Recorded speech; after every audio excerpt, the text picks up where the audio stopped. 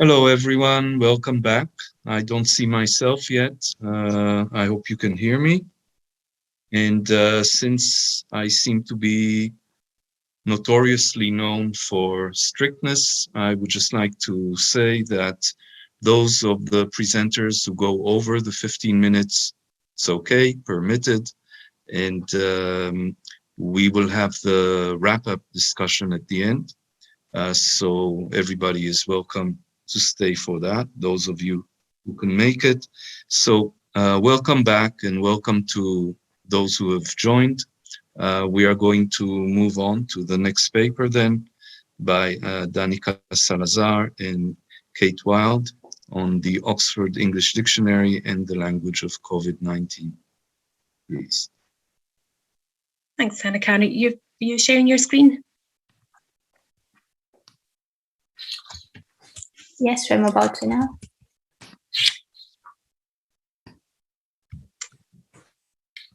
Thanks very much, everyone. We were just going to turn our videos off during the presentation just for connection reasons, but we'll turn them back on during the questions.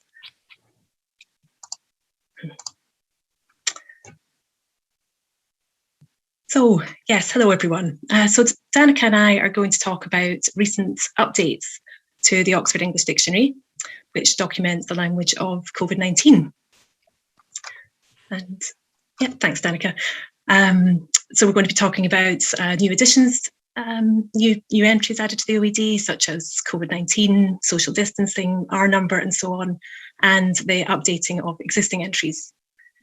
So I'm going to start by discussing the different types of neologisms and other lexical innovations that we've been tracking based on analysis of our monitor corpus of English.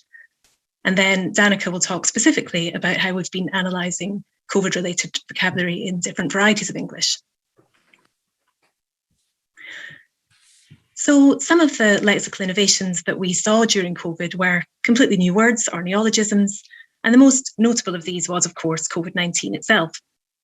It was remarkable how quickly this word skyrocketed in frequency. It was coined in February 2020, and by April 2020, when we added it to the OED, it was one of the top 5 nouns in our corpus data for that month. It just completely dominated discourse. Normally, we wait a while before adding new words to the OED. We maybe wait a few years to see if they last, but this was obviously an exception. And then pretty much immediately, COVID-19 was shortened to COVID, and we added a separate entry for that. And those have been the most significant neologisms, but there are plenty of other ones that we've been monitoring. These include clippings or shortenings denoting COVID-19 or coronavirus, like corona, rona, and C19. And in particular, there have been a lot of blends and compounds coined during the pandemic, some quite playful, some more serious, and we've probably all read articles online listing these.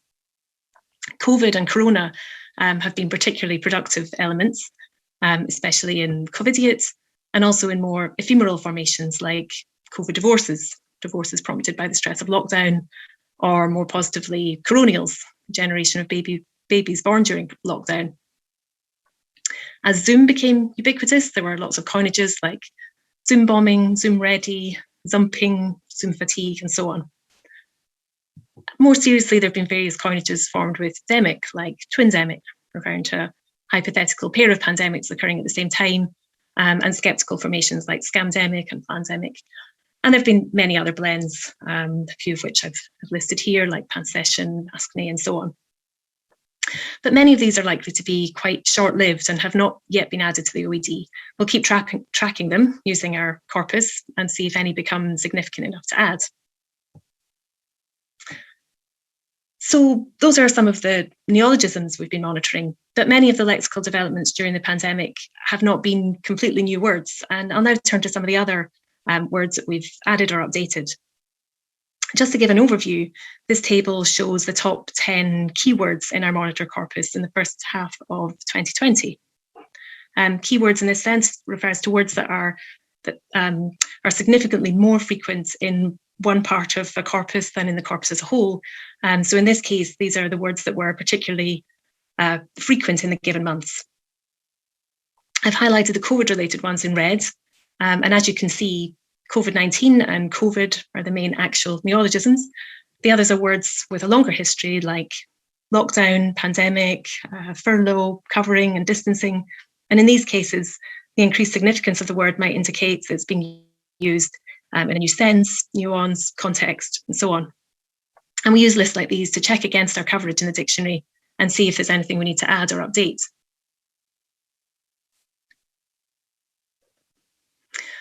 So one of the entries we added to the OED at the beginning of the pandemic was social distancing. As you can see from this chart, this saw an enormous increase in usage. Its frequency was negligible before 2020. And then by April 2020, it was occurring around about 250 times for every million tokens in our corpus, which is roughly the same frequency as the word food.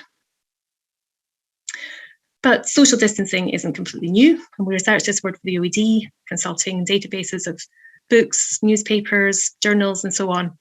We found that it goes back to 1957, and this general sense of maintaining remoteness or emotional separation from a person or group. And even the later sense, the more recent sense of limiting physical contact to avoid spreading disease goes back to 2004. And this is something we often find when we research a word for the OED. And I've given some other examples on the right. So self-quarantine dates back to 1876, contact tracing to 1910, and so on. So these are new words to the OED, but not completely new to the language. Some were coined during previous pandemics, infodemic during SARS, for example, and have been revived during COVID. Another really notable feature of the language of the pandemic has been the way that scientific terms have become used in general discourse. For example, R number or reproduction number or simply R were originally terms known mainly to epidemiologists, but we now often hear non-experts talk about getting the R down and the like. This is reflected in the set of quotations in the OED entry for this sense of R. The earliest use is from the proceedings of an epidemiology conference, while the most recent example is from a news article. So again, this is not a new word, but the novelty is in the context in which it is now being used. So far, I've talked about using our corpus to identify new words to be added and updated, but corpus analysis is also, of course, essential for determining how to define, label, and exemplify these words by showing how they're typically used. One of the challenges with adding extremely new words to dictionaries is that usage isn't necessarily fixed, and there can be uncertainty about spelling or other aspects of use. I remember early on in the pandemic, there was some disagreement about the correct way to spell COVID-19, and this is the kind of information that people often turn to a dictionary for. Corpus data helps to show the most typical use, and in this case, we found that there's a lot of regional variation. The form with only capital initial is more frequent in the UK, Ireland, New Zealand, and South Africa, while the all capital form is more frequent in North America, Australia, and India. Following our usual style, in the OED entry, we give the most common UK form as the head word, but list the other forms as variants. Of course, there's much more to be said about the language of COVID in different regional varieties of English, and I'll now pass over to Danica to talk about that. Thanks, Kate. So in this part of our presentation, I'm going to talk about how corpus frequency data have given us useful information about the distribution of a word in different varieties of English, which we made sure to reflect in the labeling and metadata of new or revised dictionary entries. One example is the case of self-isolate, self-quarantine, and related words. We looked at various corpora to find out whether there are any region-specific preferences in the use of these words. One of the corpora we used is the coronavirus corpus, which has also been mentioned now in this conference.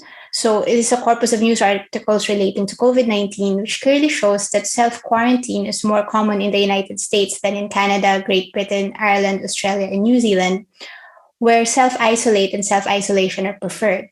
A note to this effect has therefore been added to the OED's updated entry to self-quarantine verb.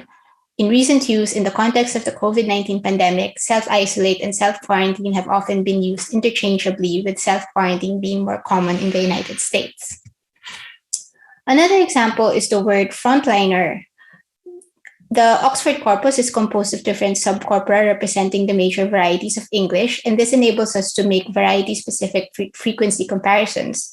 This type of analysis led us to discover that although frontliner is used worldwide, it is particularly frequent in Southeast Asia, especially in the Philippines and Malaysia. In other countries, the more usual term is frontline worker or similar. For this reason, the OED entry for the relevant sense of frontliner is labeled now chiefly Southeast Asian. We have also observed some geographic variation for the names for the set of measures that many countries have taken to contain the spread of the coronavirus by severely limiting the movement of people outside the home.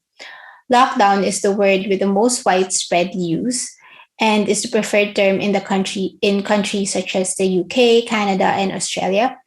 In the US, the coronavirus restrictions are called shelter in place. The word ISO, short for isolation, is also used colloquially, especially in Australia and the US. In Malaysia, the initialism MCO is used, short for Movement Control Order, while in the Philippines, ECQ is preferred, short for Enhanced Community Quarantine. Both phrases are the official government designations for these countries' stay-at-home regulations. In Singapore, the term circuit breaker suddenly spiked in usage in April 2020 when it was adopted by the Singaporean government as the name for its strict quarantine measures. Most people know that a circuit breaker is a safety device that stops the flow of current in an electrical circuit, but those in the field of finance also know it as a slang term for a regulatory instrument designed to prevent panic selling by temporarily stopping trading on an exchange. It makes sense, therefore, for a global business hub such as Singapore to adapt a piece of finance slang in such a way. However, later in 2020, in September and October, circuit breaker also became a much-used term in British English. It began to be used in the UK to refer to a short, fixed-term set of restrictions, which scientists recommended the government should implement in order to stem another incoming tide of coronavirus infections. Local responses to the coronavirus pandemic have also resulted in several neologisms in different varieties of English. In the Philippines, Filipinos from other regions stranded in a lockdown Manila are referred to as LSIs, short for locally stranded individuals. In Singapore, a person who needs to self-isolate is issued an SHN or stay-home notice, while in India, those who wish to cross internal borders need to have an e-pass, an official government document authorizing a person's movement during quarantine. Australians say SANI for hand sanitizer, while West Africans talk of increased usage of Veronica buckets. This is a type of sanitation equipment composed of a covered bucket with a tap fixed at the bottom and a bowl fitted below it to collect wastewater, named after its Ghanaian inventor, Veronica Bickel. One Southeast Asian word gained global notoriety at the outset of the COVID-19 pandemic, and that is wet market. This term was added to the OED in 2016. It is first attested in 1978 and was originally used only in Southeast Asian countries to refer to a market for the sale of fresh meat, fish, and produce, and is an essential part of the region's food supply chain. However, when a market in Wuhan, China was identified as ground zero for the coronavirus outbreak, people outside of Southeast Asia began to incorrectly think of wet markets as being the same as illegal wildlife markets. This subjected wet markets to much public criticism and caused a considerable increase in the usage of the word in the early months of 2020. So far, we have talked about how the lexical monitoring carried out by Oxford Languages lexicographers has informed the coverage of the pandemic lexicon in the OED, but this research has also had an impact on other Oxford dictionaries of current English and of other languages. So I'll now briefly describe Oxford Languages' multilingual COVID-19 project. As part of this initiative, key terms related to COVID-19, such as the neologisms and newly prominent words we mentioned throughout this presentation, were translated into 19 different languages: Afrikaans, Arabic, Catalan, Chinese, Dutch, Filipino or Tagalog, French, German, Hindi, Italian, Northern Soto, Portuguese, Setswana, Spanish, Swahili, Tamil, Telugu, Xhosa, and Zulu. These translations were done by Oxford University Press editors and translators in Oxford and in its international offices in China, India, East Africa, and South Africa, so that new words and senses could be incorporated into its monolingual and bilingual dictionaries of these languages.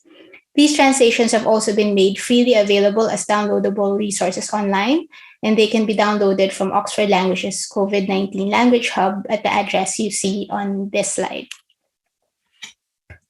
Translating key coronavirus words into such diverse languages has also provided us with important insights into the impact of the pandemic on languages other than English.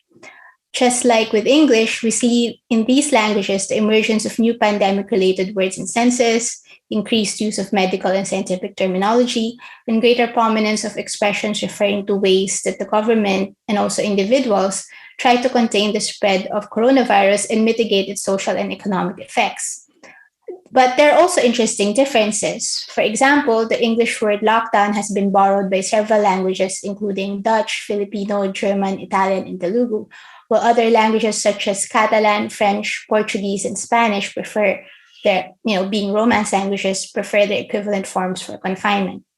Some languages such as Arabic, Chinese, and Zulu use corresponding expressions conveying closure.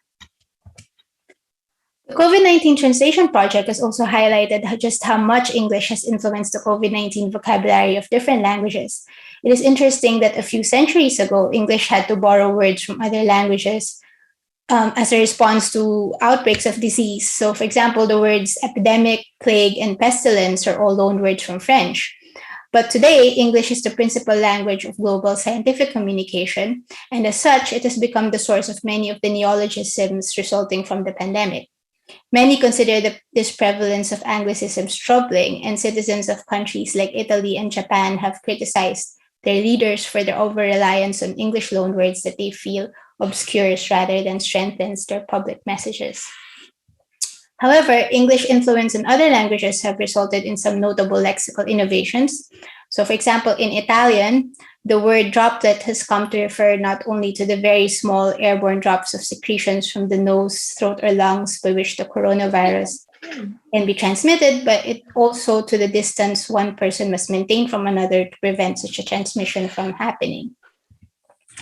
So our documentation of the language of COVID-19 continued throughout 2020, culminating with the words of an unprecedented year report.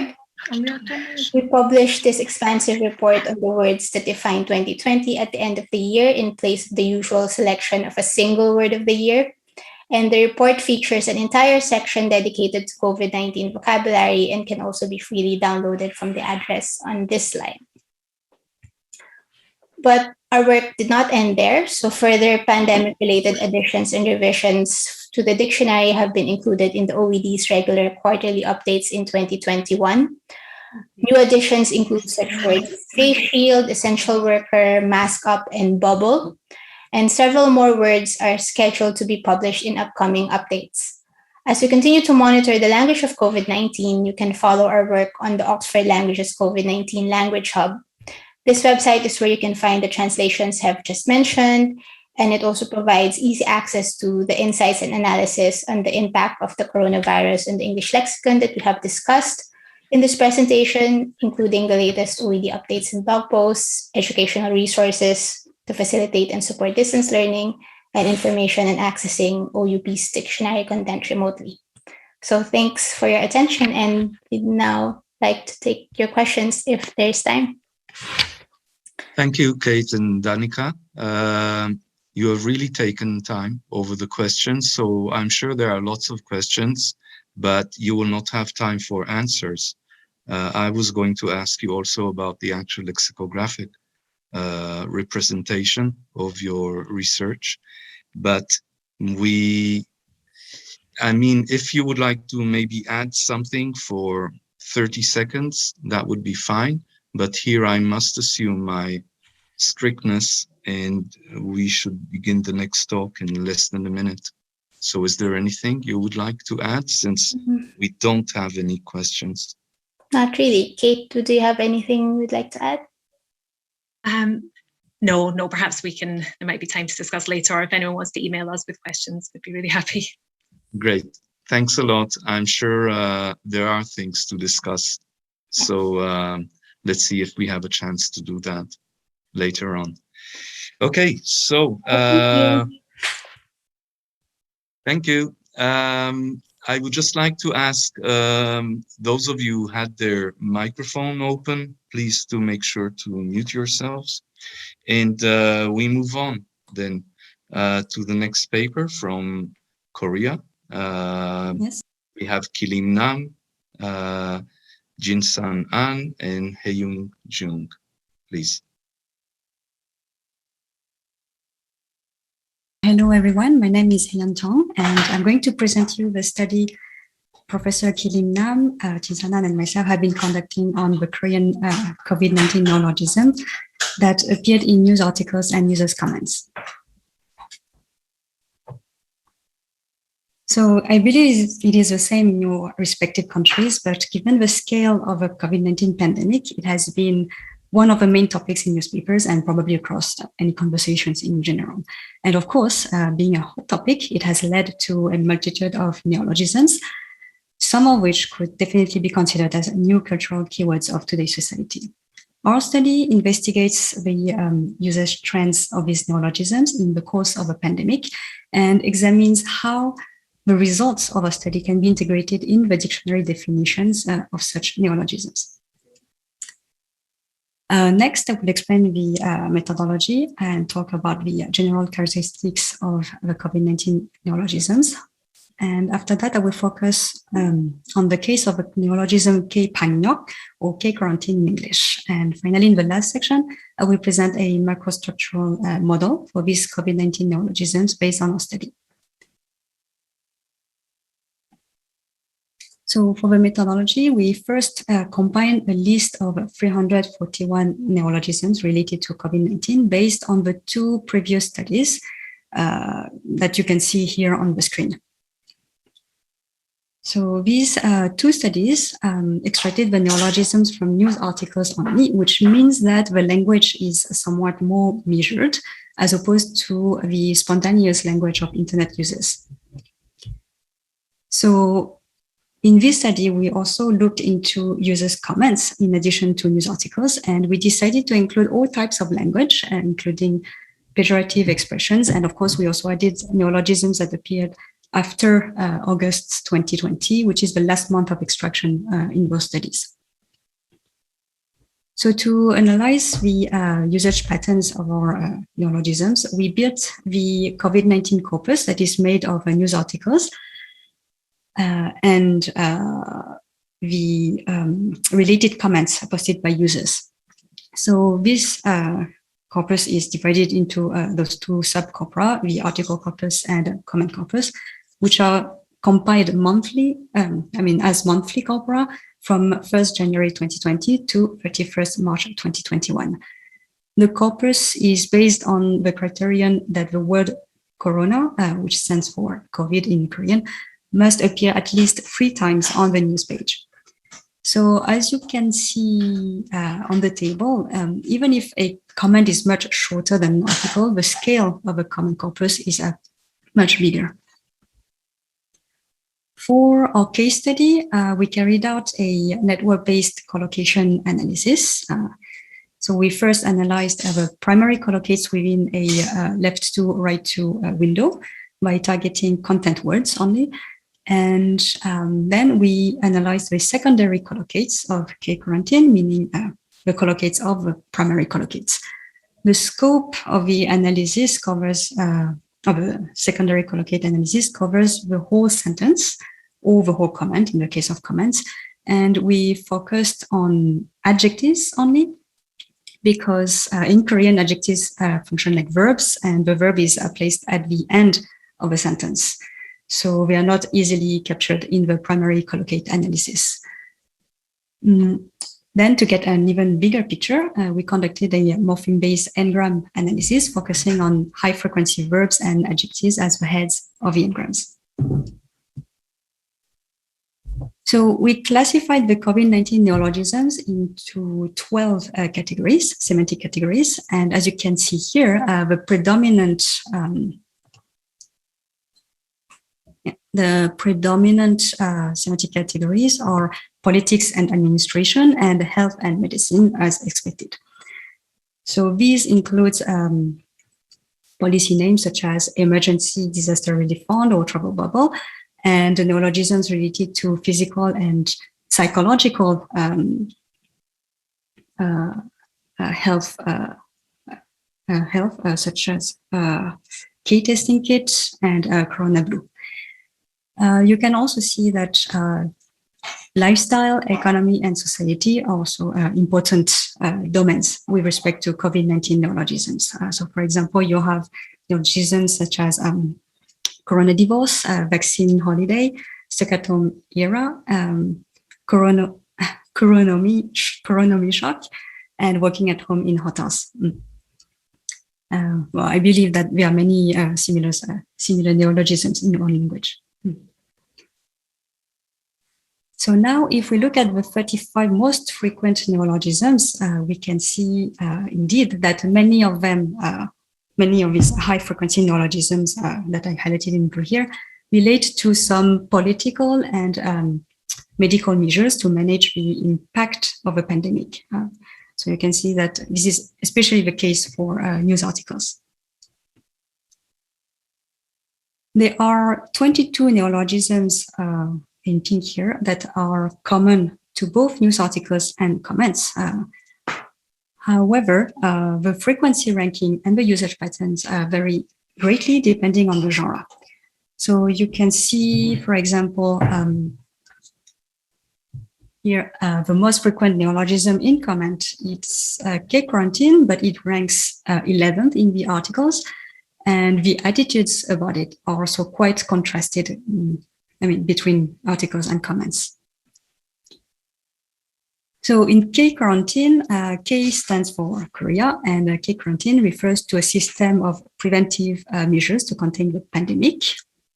And that includes safety booths, drive-through testing, contact tracing, and even free delivery of food, of instant food, to people who are self-isolating at home or in hotels.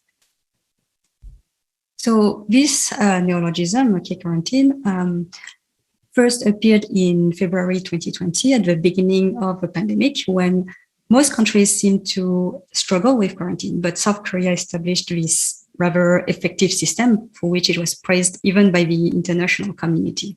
However, the evaluation of K-quarantine varies greatly depending on the timing and especially on the genre where it is evaluated.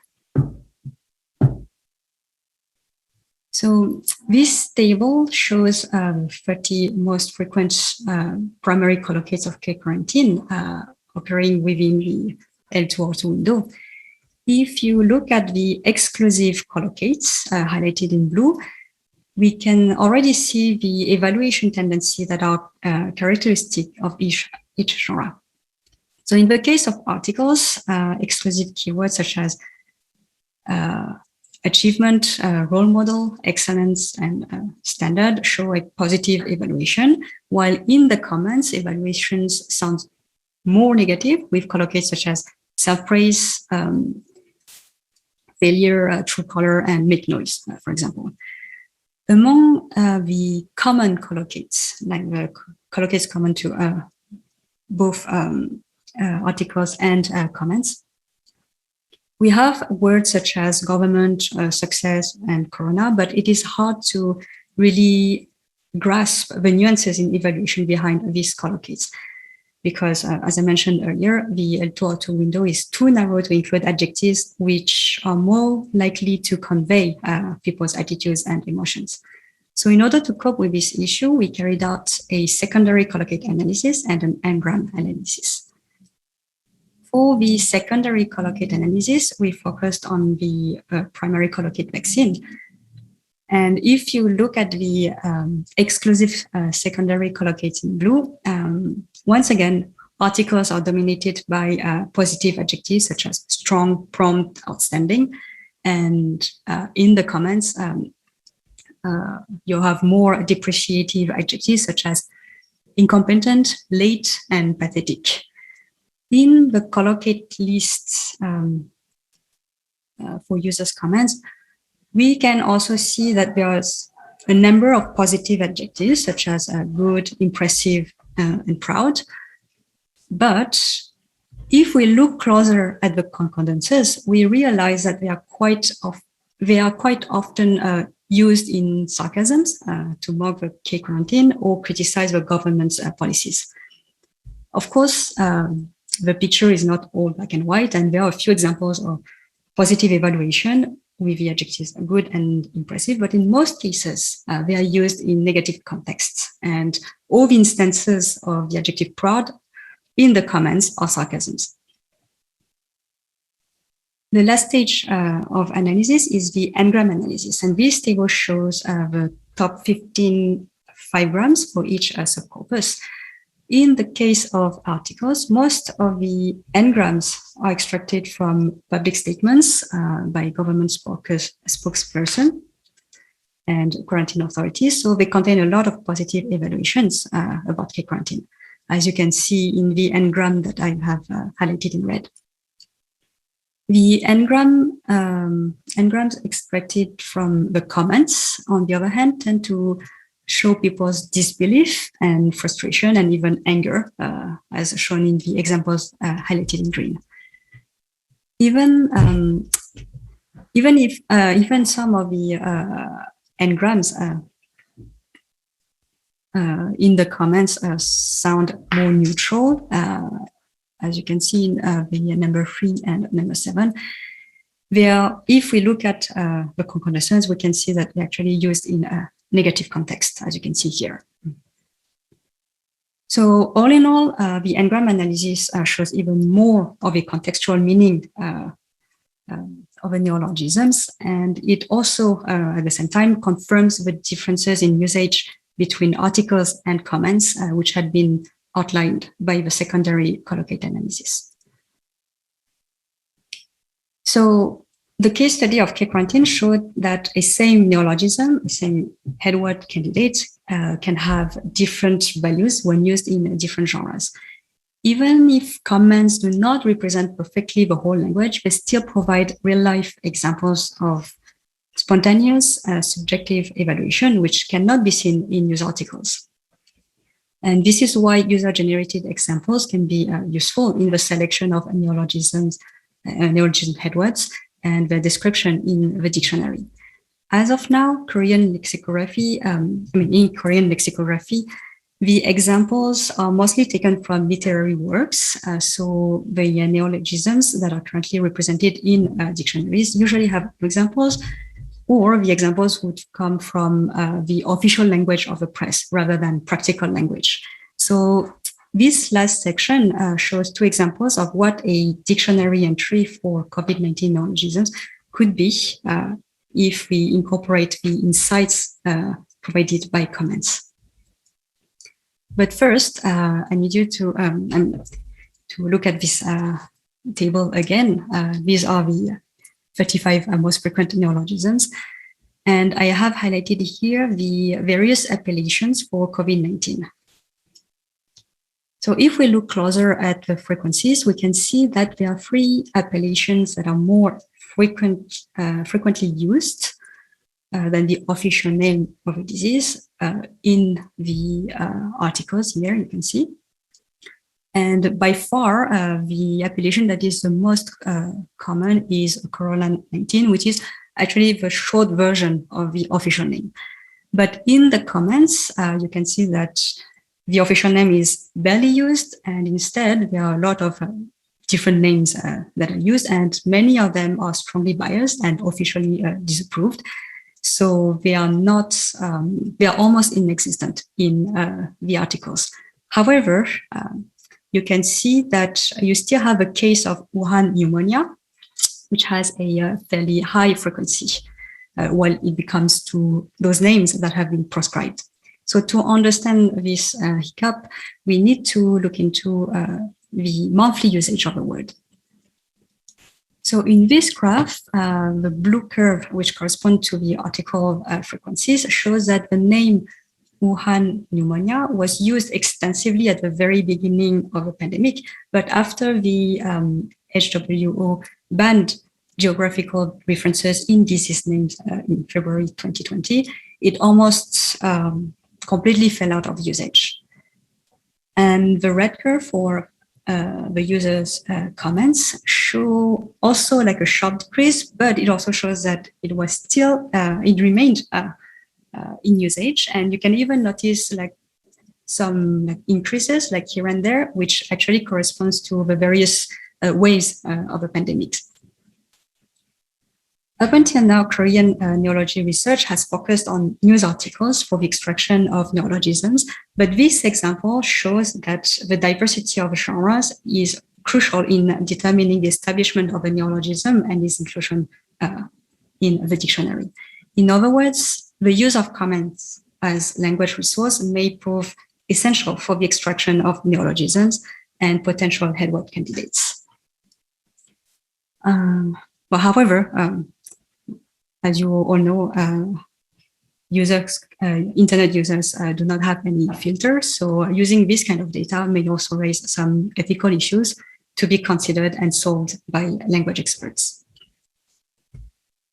In the case of Wuhan pneumonia, despite the word being controversial and offensive, if we consider the usage trends and the frequency distribution in articles versus comments, we believe that this neologism should be integrated into the macrostructure of a dictionary for information purposes, provided that appropriate pragmatic information is there.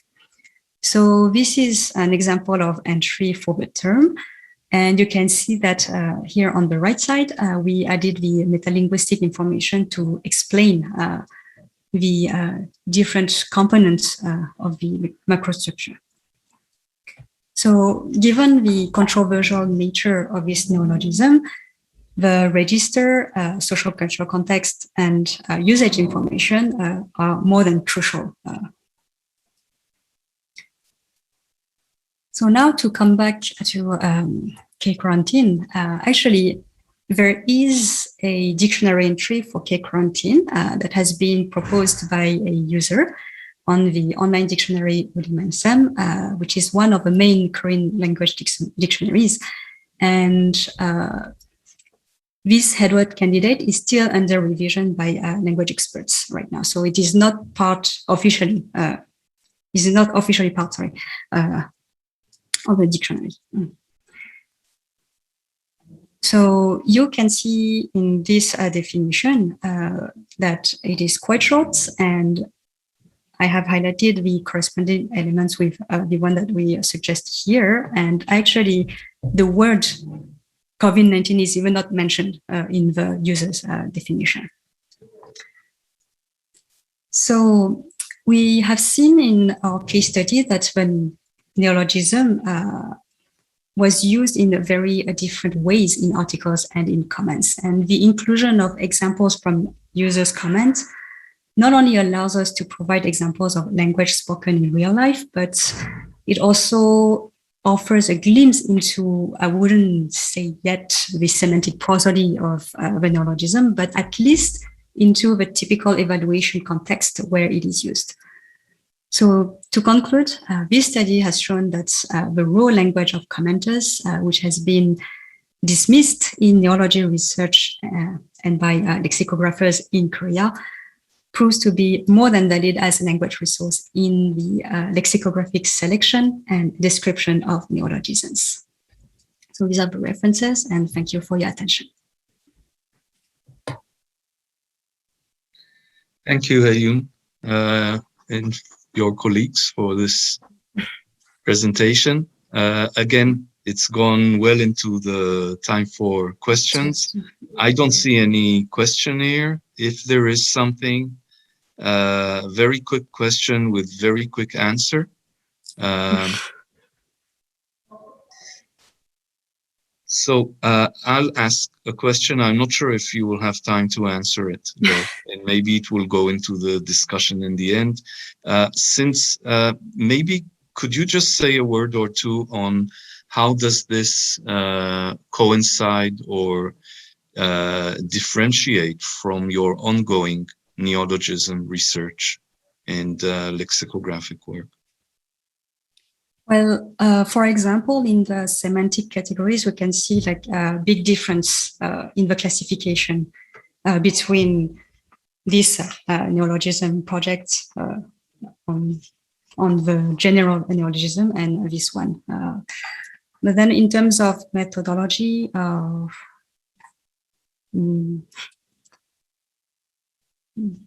there is no much difference, I would say. Is the social media corpus no, significant in that sense? Yes, yes, of course. It was actually the point of, of a presentation, yes. Okay, thank you very much. I think we just need to move on, and we could come back to that. It's a good way of keeping the participants until the end, those who don't fall asleep, and for our lively discussion to wrapping up. Okay, we move on. Thanks again. We move on quickly to the next talk. Milika, please, to save time, you can go and present yourselves. So I'm Milica Mihaljevic from the Institute of Croatian Language and Linguistics, and this is the presentation I have prepared together with my colleagues Lana Hudacek and Christian Lewis, who are also here with me on the same computer. The title of our presentation is Corona-Related Neologisms, a Challenge for Croatian Standardology and Lexicography. This presentation was compiled within our research project, Croatian Web Dictionary Mrežnik. The introduction is almost the same as in all other languages because we have heard almost similar things for all languages. So coronavirus epidemic has changed the way we live in many ways, and it has also changed the way we speak. When we talk about the influence of coronavirus on languages, we can say that it influenced many or maybe all languages, but English has a special role in this because all other languages take words from English. So in all other languages, and especially in Croatian, because my focus is on Croatian, is that these words are either English loan words or loan translations from English. And here I will only mention 3 word formation types in English because they are very interesting if you compare them to Croatian. First are compounds, and there are very many compounds with the first element corona. In English, they are spelled in different ways. Here I have written them as 2 words. For example, corona speak, corona cushion, corona haircut, corona crew, corona boyfriend. And in Croatian, some of these words are translated. For example, corona cushion is translated into corona spek, and corona spek is a jargon word, and corona haircut is translated as corona freeze. All these other words listed here don't have a special term in Croatian or a special word in Croatian. What's important, what you can see here is that in Croatian they are spelled as one word and with a K. And then another word formation type in English are blends. For example, coronials, corona session, covidiot. And in Croatian, some of these blends are taken over. For example, covidiot, we have seen that in many other languages, we also have covidiot. In Croatian, it's spelled with a K. And blending is not a word formation type typical for Croatian. So for English blends, we either have Croatian terms that are not blends, that are compounds or 2-word terms, or we take over English blends. And another interesting type are abbreviations. So in English, there are very many corona-related abbreviations. What happens with them in Croatian? There are 2 things that can happen. One thing is that in Croatian, we take over the English abbreviation. We usually even pronounce it as in English, for example, PCR. So in Croatian, if we would read it Croatian way, it would be PCR, but it never appears. We always say only PCR as in English. And COVID-19, so 19 is translated, but COVID is pronounced as in English. from home, WFH, is never said WFH in Croatian, and it's never said R whatever in Croatian. So in Croatian, we always say rad od kuće. ROK is never used in Croatian. So for abbreviation, we either take English abbreviations or we have a full term in Croatian. Another thing that is interesting, if we compare this in English and the situation in Croatian, is Corpora. Why are Corpora in the focus of our attention? Because we are lexicographers, we work with Corpora all the time, and Corpora are very important. In English, general English corpora, here is an example from an N10-10-20 corpus. They normally incorporate corona-related terms as they appear. So we can find COVID-19 in the corpus. And of course, after that, it's easy, not easy, but much easier to make an English dictionary. In Croatian, the situation is quite different, as I will show you in a few moments. So our focus is on corona-related neologisms in Croatian. From the beginning of the pandemic, many new words appeared. The moment they started appearing in Croatian, we started recording them, collecting them, and compiling the glossary of coronavirus. It is a very simple glossary consisting of an entry, definition, and sometimes synonyms. The approach in the glossary of coronavirus is descriptive, so record basically anything that appears in the media, in the social media, in the government releases, and so on. What happened the moment the glossary of coronavirus was published? We had many questions from our users saying, well, is it correct to write this term this way or this way? Is it better to use this term or this term? And we sort of figured out that in Croatian, a normative analysis would be very important. This is the website of the glossary of coronavirus. Here you see the address, and here are the neologisms recorded in the glossary of coronavirus. So these neologisms, even if you don't know Croatian, you can guess. Corona bolnica is corona hospital, coronaphobia is coronaphobia, corona free, you can guess, corona humor is corona humor, and so on. So many of these words are very similar to English.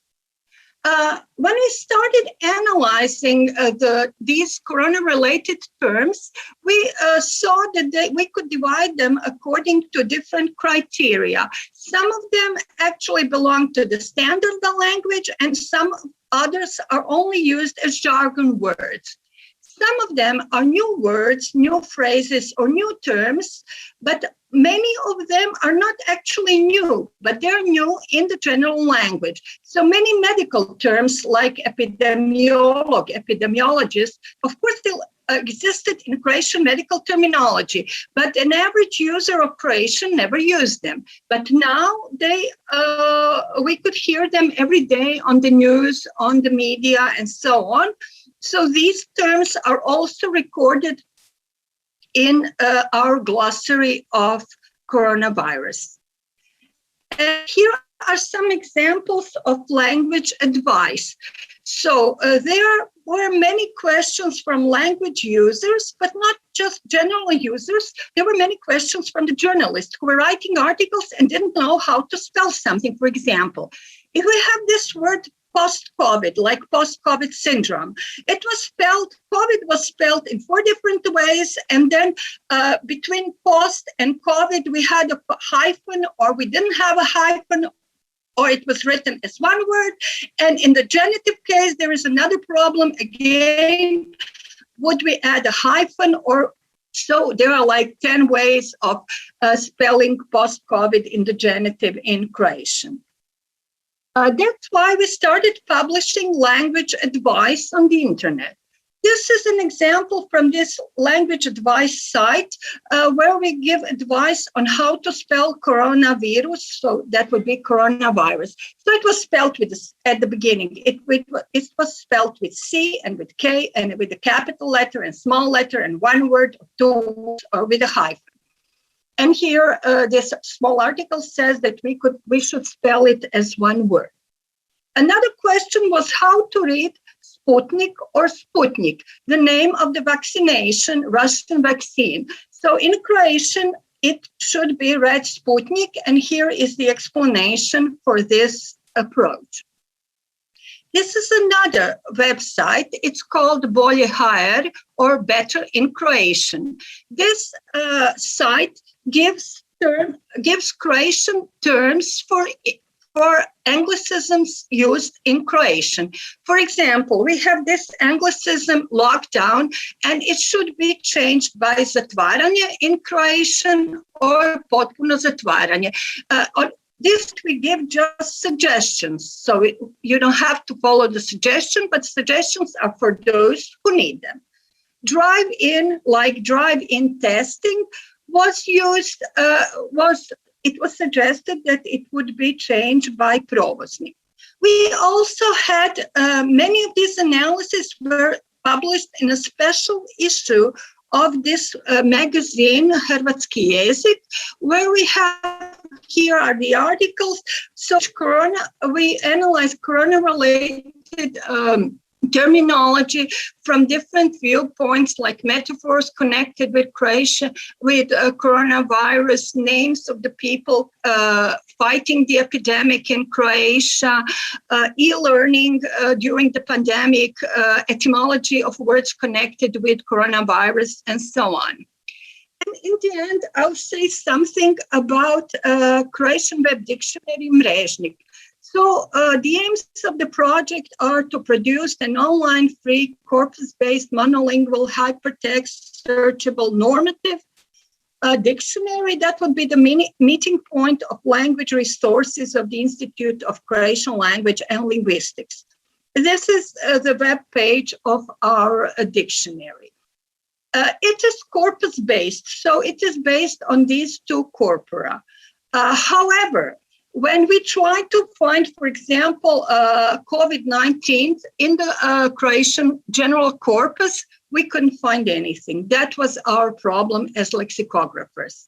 Later on, a specialized, not a general, but a specialized corpus of coronavirus, it's a small corpus, was composed by our colleagues Ana Ostroški-Anić and Kristina Štrkalj-Despot.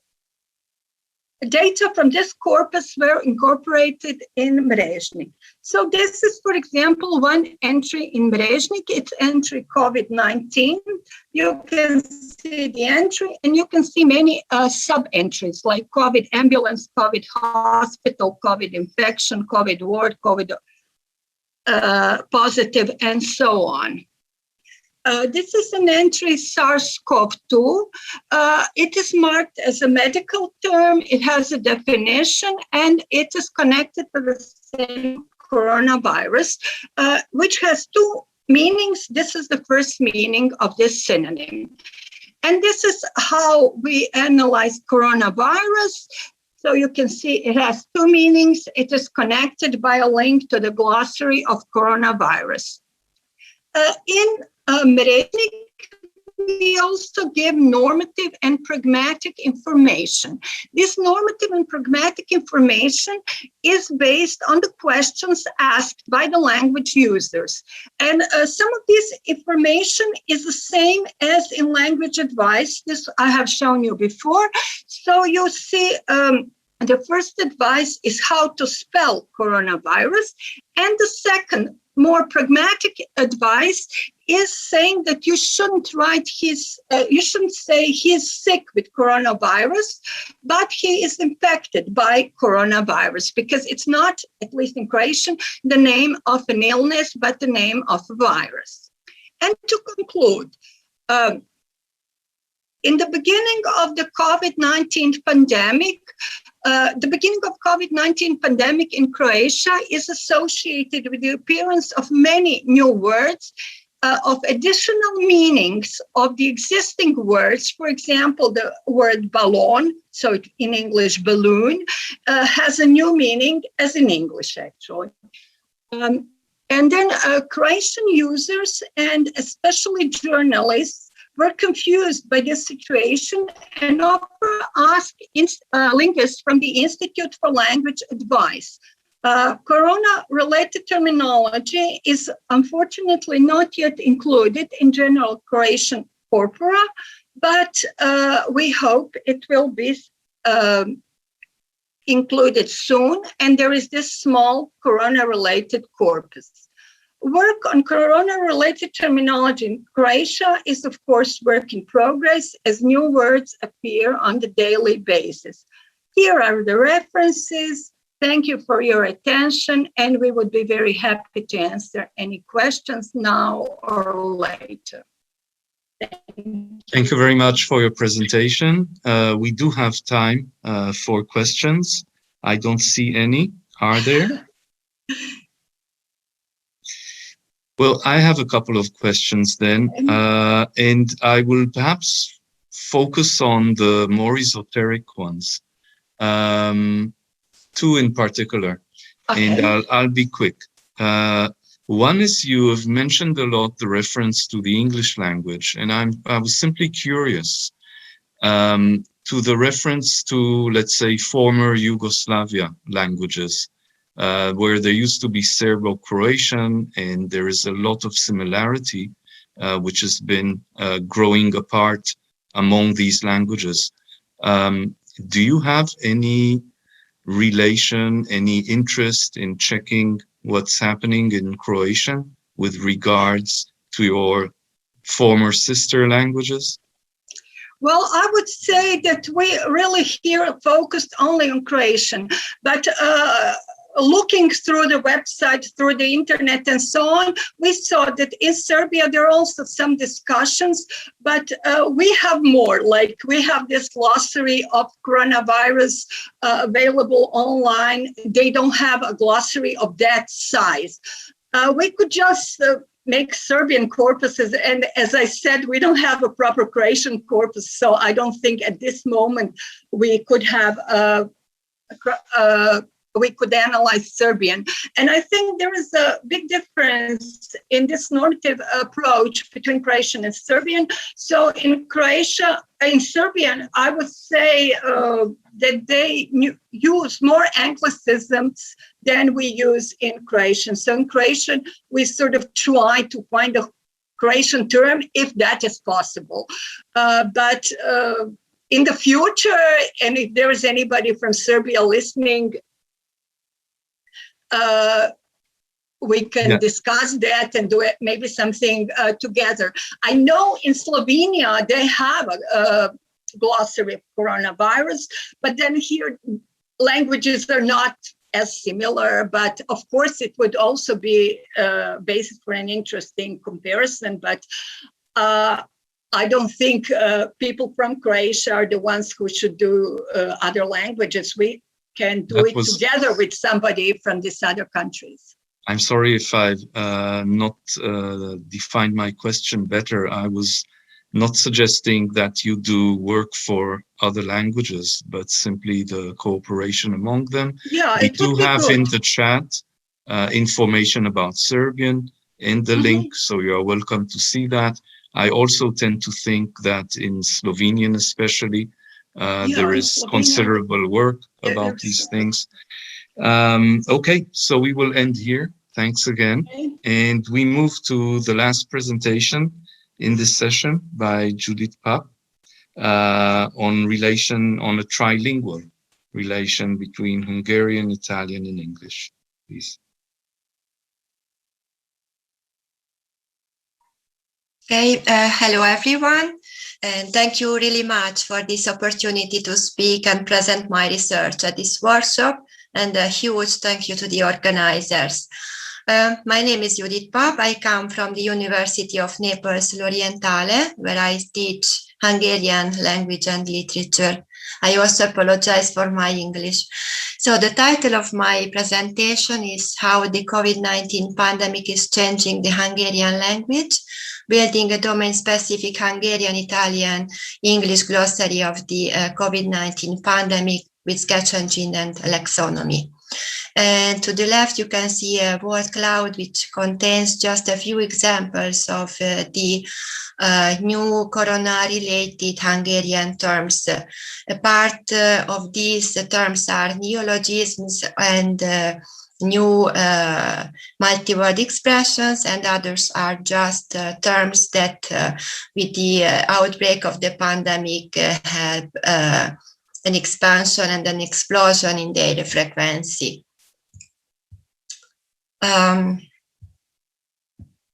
Okay, so the aim of this project is to create a corona corpus and a glossary of equivalents, but also to understand how the different waves and phases of the pandemic are changing the Hungarian language, I mean the common language, and also to detect the corona COVID pandemic virus, mask, quarantine and vaccine-related neologisms, and offer an overview of the most frequent and linguistically most interesting Hungarian neologisms and multi-word units related to the pandemic. To the right, you can see the main page of the glossary I've created in Lexonomy. The glossary is public, so you can visit it and make some research, and maybe you can also let me know your impressions. The corpus, for the creation of the glossary, I've decided, first of all, to build an own COVID-related Hungarian corpus using Sketch Engine. This decision is due to the fact that, as far as I know, there is no available public COVID-related Hungarian corpus. So part of the coroneologisms and the words related to the COVID-19 pandemic are detected in this specific corpus, built using all three options of Sketch Engine that make it possible to make the corpus bigger and larger. So I used seed words and URLs and also complete websites. Actually, the corpus has more than 9 million tokens. And below you can see a word cloud containing the main seed words I used to the creation of this corpus. Concerning complete websites, you can see the main websites I decided to download. The first one is coronavirus.gov.hu, which is the governmental portal in Hungarian on the pandemic and on COVID-19. It was created together with the operational force, also operated by the government.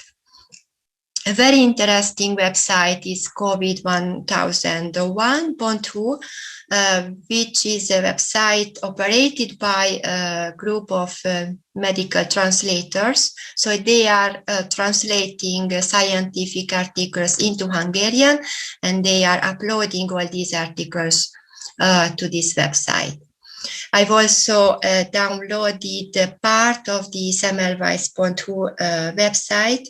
Semmelweis is a famous university and hospital located in Budapest.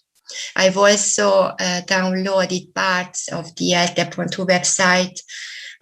This is operated by the famous University Eötvös Loránd of Budapest. I've downloaded part of the Europa 2000.hu website. This is a secondary grammar school located in Budapest. And finally, luckily, we have also the Hungarian version of Pfizer.hu, so the Hungarian version of the international website of the company. For the domain-specific terminology extraction, I use the one-click dictionary function of Sketch Engine, and I've created different drafts of the glossary. This is a very useful option to get linguistical data. Also, post-editing is required. So after the creation of different draft dictionaries and the extraction of as many head words as possible, I tried to learn how to use lexonomy, and I learned how to configure and customize the structure and the formatting of a dictionary. So I prefer to create a new and empty glossary and to insert the data manually. In this case, obviously, the method is time-consuming, but the results are more precise and professional. I've also configured the connection with my Sketch Engine account, so I can implement examples, for example, or collocations from the corpora I'm using. And below you can see the address of the glossary. So you can just take a note of it and visit the page. But my specialized corpus is not the unique source I use for the creation of the glossary and the implementation of the glossary. As you can see, I also use 2 time-stamped web corpora created by the Josef Stefan Institute in Ljubljana. These corpora contains news articles. So these are important to detect corona-related terms in standard Hungarian language, while my corona corpus is useful to detect neologisms and occasionally also in other type and other kind of websites, such as I illustrated. So we have represented also government websites, home pages, school and university websites, blogs, and social networks too. And in this way, colloquial language and formal language are also represented in the glossary. In particular, the 2 time-stamped web corpora are an outstanding tool to detect also the behavior of the words or the single word forms. Trends in particular is a very important and interesting feature of Sketch Engine for detecting words which undergo change in the frequency. And this is very, very important for the period of the pandemic. And to be able to extract the pandemic-related terms with my corpus and with the 2 web corpora, I used keyword and word list and concordance functions of Sketch Engine. And in word list, using the basic tab, I also search for certain strings such as COVID, corona, karan, which is the first part of the word quarantine. And I have to use karan because the quarantine sometimes became abbreviated in fusion words, for example. And I searched also for járvány, pandemic, virus, fert, which is the first part of the Hungarian word fertős, to infect, or beteg, véd, olt, vakcina, and also immune. So in this way, I have also the productivity of these corresponding lemmas. This is just the process I'm following for the implementation of the glossary. So I have the 3 corpora. There is a phase for the extraction, for the terminology extraction, a post-editing phase, which is necessary for Hungarian, and then the implementation of the glossary. This is just an example. The entry here is járvány, which means epidemic in English. And as you can see, I'm trying to implement the glossary with different type of information. There are different fields such as definition, word formation process, temporal use, register, subject field, and style or etymology. And obviously I have more open fields such as the notes. And then you can see a certain number of examples taken from the corpora. Below, you can find the section dedicated to the Italian language and then to the English language. Also here we have the equivalents and examples taken from the web, and hopefully I'll be able to add also other type of information. A concrete particular example that I'd like to show you concerns the Hungarian word mask. So if we analyze dictionaries, we discovered that this word can mean different type of objects or phenomena. So mask can be used in Hungarian for theater masks or for face masks, or surgical mask, gas mask, anesthetical mask, but also, and maybe this is the most frequent usage in common language, it refers to burglars mask, or as you can see, to actors who mask themselves to interpret a certain person or personage. But obviously with the pandemic, the usage of this word is exploded, mostly during the second wave of the pandemic, because the emphasis was on the importance of wearing face mask. So mask viselés is the compound word in Hungarian for it.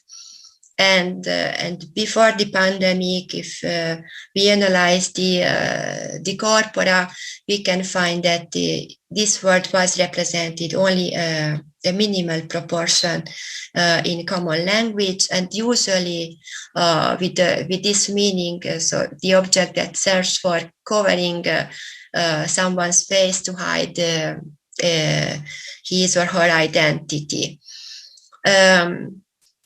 With the pandemic, so the productivity of this word is exploded. Now we have mask, simple mask, or a thigh mask, mouth mask, or arts mask, face mask. And we have in a small proportion also art spies, which means a face shield. This last one is not so widespread because the object, the face shield, is not so common in Hungary. So now mask usually refers to these objects, to the surgical mask and to the other type of protective masks. And this is a very interesting chart that shows you the distribution of this word in the Hungarian corpus. You can see that the frequency of the word is exploded starting from March 2020, and during last year it has different peaks, but it is very, very widespread during these different waves. And as I said, the word mask is very productive right now. In the corpus or in the corpora, we have more than 200 mask-related neologisms. So one is obviously mask, and then we have only 8 derivations and 2 blend words, and the remaining part are all compound words. The blend words are maskne and maskitis, both entered in the Hungarian language from English. We have arany mask, gold mask, which is an occasionalism. It refers to the story of an Indian businessman who bought for himself a customized gold mask. And an interesting example is okos mask. I think it was introduced in Japan first, smart mask. And in Hungarian, it follows the example of okos telefon, okos eszköz, okos szemüveg, okos óra. So with the element okos, which means smart, such as in smartphone, smart devices, smart glasses, or smart watch. Here you have a word cloud that contains all these new creations. Also in Hungarian, we have many indecisions concerning the spelling with or without hyphens, one word, 2 words. So I know that there are also researches, ongoing researches concerning spelling and orthography in particular. And in this slide, you can see the derivative forms. Usually these are adjectives, but we have also maszkosodunk, which is very interesting. Literally, it means we are getting masked. And we have also a kind of abstract noun, maszkosság, which maybe could be translated with maskity. This is a word to describe the phenomenon, the necessity of wearing masks. Conclusions. The analysis performed on the glossary would suggest that the most frequently occurring word formation processes of the Hungarian neologisms are compoundings, syntax blendings, derivations, and semantic extensions. And at the end of the pandemic, it will also reveal to what extent the Hungarian language borrows coroneologisms or coroneologisms from other languages. First of all, obviously from English. Time passes, but the impact of the pandemic is still strong. Still now, we see the creation of new terms.